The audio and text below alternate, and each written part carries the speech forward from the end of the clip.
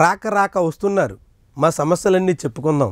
ఖచ్చితంగా పిఠాపురం తాలూకాని ఒక రోల్ మోడల్గా తీర్చిదిద్దుతానని చెప్పారు కాబట్టి సమస్యలు పరిష్కరిస్తారు అని చాలామంది పిఠాపురం వాసులు ఆశించారు. కానీ జనసేన అధినేత, ఆంధ్రప్రదేశ్ ఉప ముఖ్యమంత్రి పవన్ కళ్యాణ్ అందుకు భిన్నమైనటువంటి దారిలో పయనించారు. పిఠాపురం పట్టణంలో పలు కార్యకలాపాలకి ఈరోజు డీసీఎం హాజరు కావాల్సి ఉంది. అందులో 100 పడకల ఆసుపత్రికి శంకుస్థాపన కార్యక్రమం ఉంది. ఇతర అనేక అభివృద్ధి కార్యకలాపాలకు సంబంధించినటువంటి వ్యవహారాలు ఉన్నాయి. వీటితో పాటుగా రచ్చబండ కూడా నిర్వహించాల్సి ఉంది. కానీ అనూహ్యంగా నిన్నటి వరకు కార్యక్రమాన్ని, షెడ్యూల్ని, దానికి సంబంధించినటువంటి ఏర్పాట్లని అధికార యంత్రాంగం చేస్తే ఈరోజు ఉదయం అనూహ్యంగా పవన్ కళ్యాణ్ రచ్చబండకు హాజరు కావడం లేదు అంటూ ప్రకటించారు. నిన్న సాయంత్రం కూడా ఆయన విశాఖపట్నం వెళ్ళి పెహల్గాం ఘటనలో ప్రాణాలు కోల్పోయిన చంద్రమౌళి కుటుంబాన్ని పరామర్శించారు.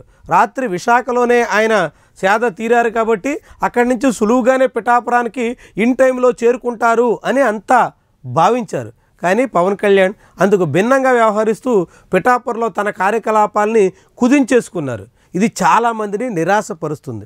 వాస్తవానికి ఆయన పిఠాపురం నియోజకవర్గం నుంచి ఎమ్మెల్యేగా గెలిచిన తర్వాత ఇప్పటికీ 3 మండలాల్లో పూర్తిగా పర్యటించిన దాఖలాలే లేవు. ఆయన ఎన్నికల ముందు కానీ, ఎన్నికల ఫలితాల తర్వాత కానీ నియోజకవర్గంలో ఉన్నటువంటి 50 గ్రామాల వైపు కన్నెత్తి చూసినటువంటి దాఖలాల్లో, అందులో సగం గ్రామాల్లో కూడా ఆయన కాలు పెట్టినటువంటి దాఖలాలే లేవు. ఇలాంటి సమయంలో ఎమ్మెల్యేగా, ఇప్పుడు ఉప ముఖ్యమంత్రిగా నియోజకవర్గానికి వస్తున్నటువంటి తరుణంలో నియోజకవర్గంలోని వివిధ ప్రాంతాల నుంచి జనం వచ్చి ఆయనకి సమస్యలు విన్నవించుకుందాం అని ఆశించారు. రచ్చబండ నిర్వహిస్తే ఆ కార్యక్రమంలో అనేక ప్రజా సమస్యల్ని డీసీఎం దృష్టికి తీసుకెళ్దాం అంటూ అంచనా వేశారు. కానీ అనూహ్యంగా పవన్ కళ్యాణ్ తన రచ్చబండ కార్యక్రమాన్ని రద్దు చేసుకోవడం, తన కార్యకలాపాలని కుదించుకోవడం, ఇవన్నీ కూడా పిఠాపురం వాసుల్ని మరోసారి ఆశాభంగం కలిగించినట్టుగా కనిపిస్తుంది. వాస్తవానికి ఆయన ఎమ్మెల్యేగా గెలిస్తే నియోజకవర్గ నాయకుడిగానే కాకుండా రాష్ట్ర స్థాయి నాయకుడిగా అనేక అభివృద్ధి కార్యకలాపాలని పరుగులు పెట్టిస్తారు అని నియోజకవర్గ వాసులు గట్టి నమ్మకంతో ఆయనకి భారీ మెజార్టీని కట్టబెట్టారు. కానీ గడిచిన ఏడాది కాలంగా చూస్తే ఆయన నియోజకవర్గానికి పట్టుమని 10 రోజులు కూడా కేటాయించిన దాఖలాలు లేవు.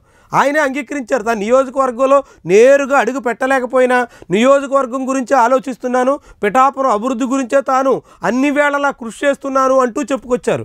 కానీ అలాంటి పరిస్థితి పిఠాపురంలో కనిపించడం లేదు. కాబట్టి ఇప్పటికైనా ఆయన పిఠాపురం వాసులకి సమయం కేటాయించడం మీద, పిఠాపురం వాసుల గోడు వినడానికి తగ్గట్టుగా ప్రయత్నం చేయడం మీద దృష్టి పెడితే అది పవన్ కళ్యాణ్కి మంచిది, జనసేనకి మంచిది. పిఠాపురం వాసులు కోరుకున్నటువంటి, ఆశించినటువంటి ఫలితాలు దక్కడానికి కూడా ఆస్కారం ఉంటుంది. మరి అలాంటి ప్రయత్నం ఆయన చేస్తారా, లేదంటే ఇదే పందాలో ఆఖరి నిమిషంలో కార్యకలాపాలను రద్దు చేసుకుని, లేకుంటే కొన్ని కార్యకలాపాలకే పరిమితమైపోయి అరకొరగా కార్యక్రమాలు నిర్వహించి చేతులు దులుపుకుంటారా? ఇదంతా పవన్ కళ్యాణ్ చేతుల్లోనే ఉంది.